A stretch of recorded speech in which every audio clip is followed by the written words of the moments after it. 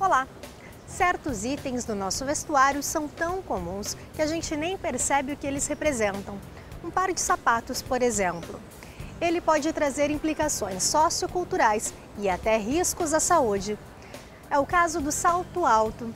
Esse é um item obrigatório para algumas mulheres. Nessa primeira matéria, você vai ver os problemas que ele pode causar. Olha só!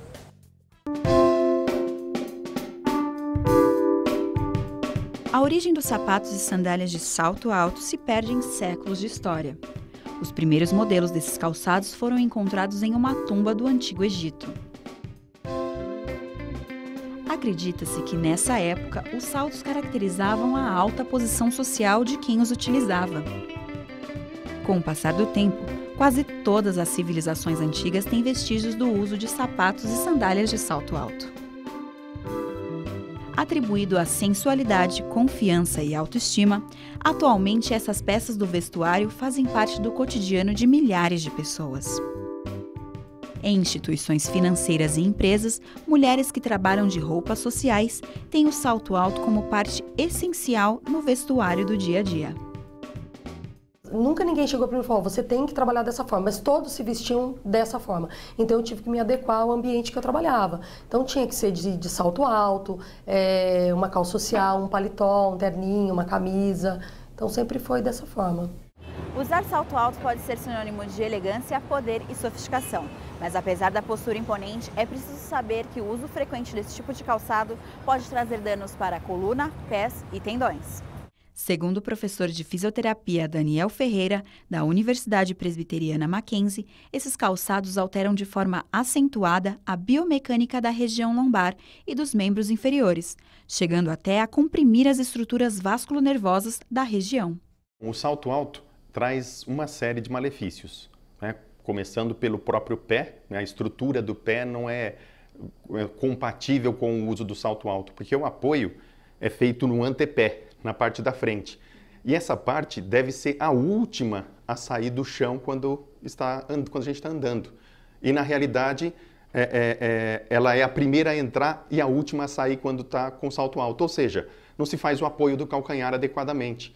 Então, traz uma série de malefícios, como a própria compressão, né, dos metatarsos, desarranjo nos metatarsos, tendinites, bursites, encurtamento do tendão calcâneo, problemas na coluna, ou seja, problemas no corpo todo.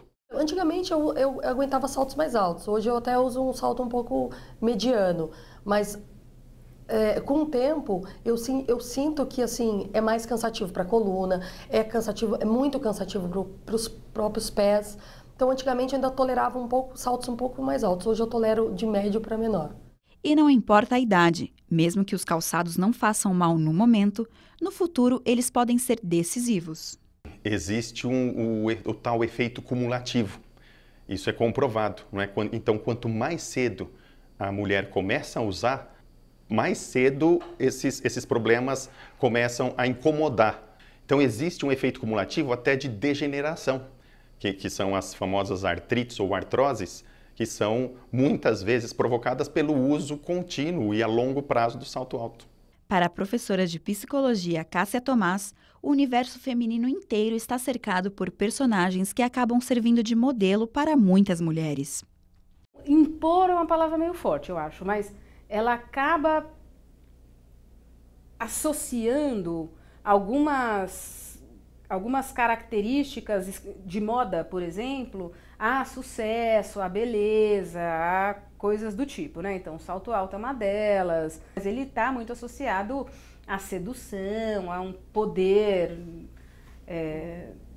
que é dado pela mídia, pelas pessoas, celebridades. Você não vê na entrega do Oscar uma mulher de rasteirinha.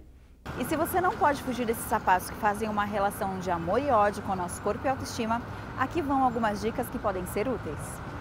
O melhor período do dia para comprar sapatos novos é, por incrível que pareça, depois de um dia inteiro de trabalho, onde os pés estão geralmente inchados. Assim, você vai buscar os sapatos mais confortáveis. Colocar bolinhas de gude ou pétalas de rosas no fundo de uma bacia e fazer um escalda-pés com água morna é um grande aliado para vencer o cansaço. Outra dica é levar os saltos na bolsa e ir para o trabalho usando chinelos ou rasteirinhas. Esta é uma boa opção para evitar o uso excessivo do salto. E a mais importante de todas as dicas: alongue-se muito. Trazer o pé inteiro para cima, tentando manter os joelhos esticados, é o melhor exercício que você pode fazer em casa todos os dias. Agora a gente vai fazer um rápido intervalo, mas o Mackenzie Movimento volta já. Não saia daí!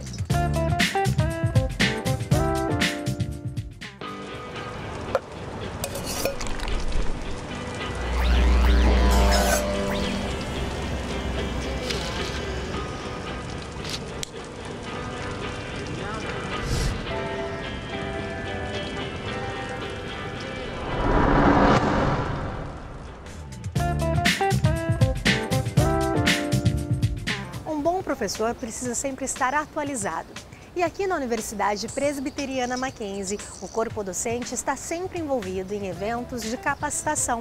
Foi o caso da Semana Pedagógica, realizada recentemente. Veja como foi. Inovação. Essa foi a palavra que guiou a 6ª edição da Semana de Preparação Pedagógica na Mackenzie. As oficinas e salas apresentadas nesta edição foram voltadas para capacitar os professores e também mostrar as novas implementações dos cursos na universidade. A principal palestra este ano foi ministrada pelo Dr. Arnaldo Nisker. O renomado professor e pedagogo foi secretário de Estado de Educação e Cultura no Rio de Janeiro. E hoje é membro da Academia Brasileira de Letras. Ele falou sobre como a transformação na sala de aula influencia no futuro da educação. Não se pode pensar numa educação de amanhã sem que a sala de aula seja inteiramente reformulada. Ela não pode apenas manter padrões do século XIX, com aulas sendo dadas de maneira compartimentada, quando hoje existe a ideia da multidisciplinaridade. Outro ponto é a valorização dos professores. O professor deve ganhar bem, deve ganhar muito mais do que hoje está ganhando, mas não é só isso que vai mudar a sala de aula.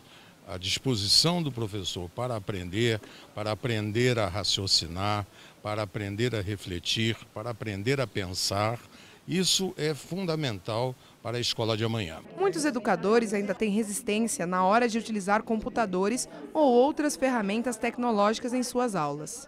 Mas para melhorar a educação, é necessário que aos poucos isso mude. Hoje o professor tem que estar muito envolvido em tudo isso, não é? Conhecendo essas novas tecnologias, adaptando isso para suas aulas, mas também com a parcimônia, não é? Não é só trabalhar, porque ainda nós temos muito conhecimento, graças a Deus.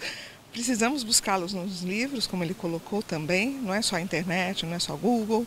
Então é encontrar realmente o meio termo para que a gente possa dar formação integral. A tecnologia não é o que vai garantir a modernidade, mas é o uso que a gente faz dessa tecnologia.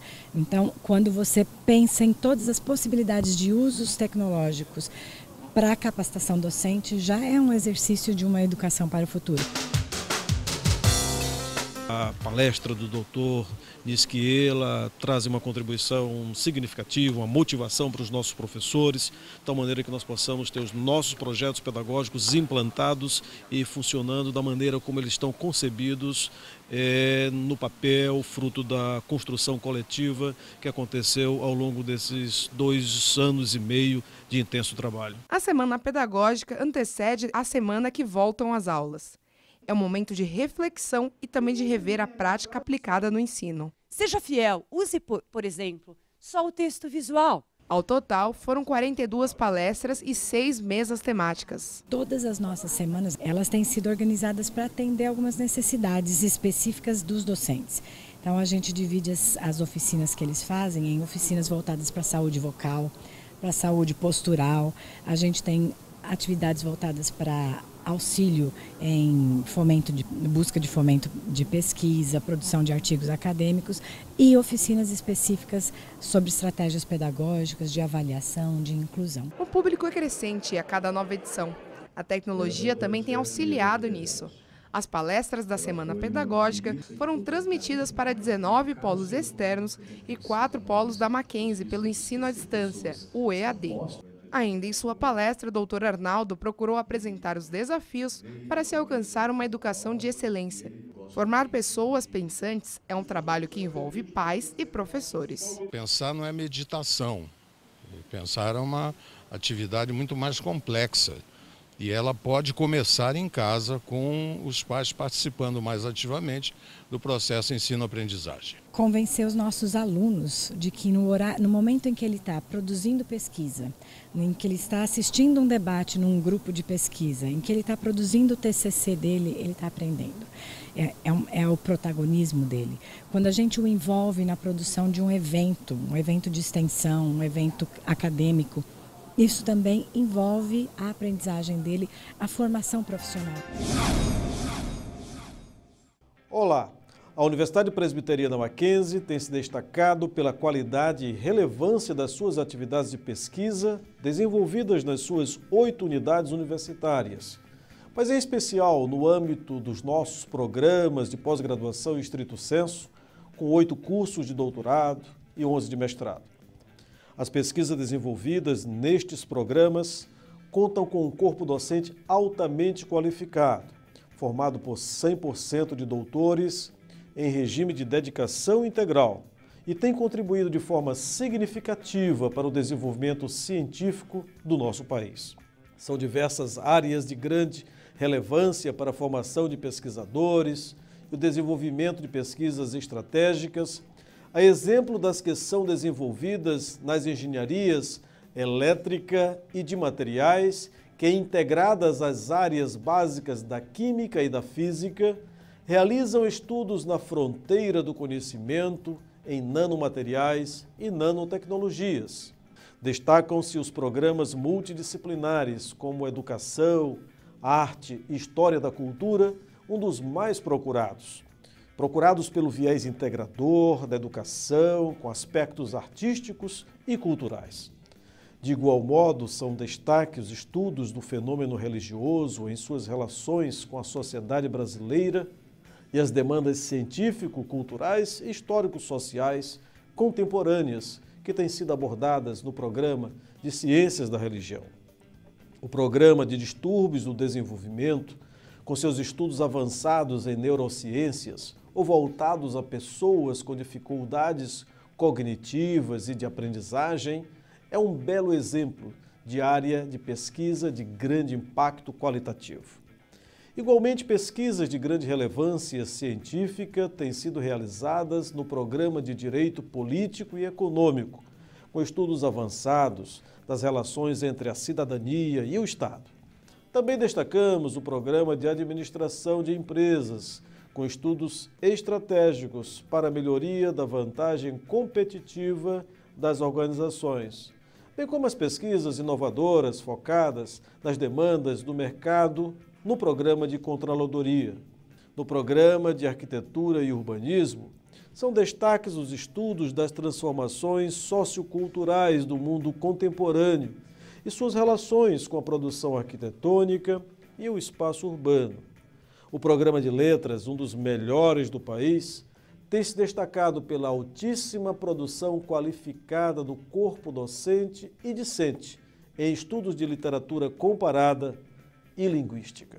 Por fim, pesquisas de grande impacto nacional e internacional têm sido desenvolvidas no âmbito do Programa de Ciências e Aplicações Geoespaciais, em especial voltadas a estudos de explosões solares, pela importância atual destas pesquisas quanto às suas influências nas telecomunicações e na climatologia. Desenvolver pesquisas de ponta tem um significado muito especial para nós. Denota a visão institucional do compromisso em acompanhar a dinâmica do conhecimento científico como protagonista do processo, na busca contínua da excelência acadêmica. Muito obrigado. O Mackenzie Movimento fica por aqui, mas na próxima edição a gente volta. É a Mackenzie abrindo as suas portas para você. Até lá!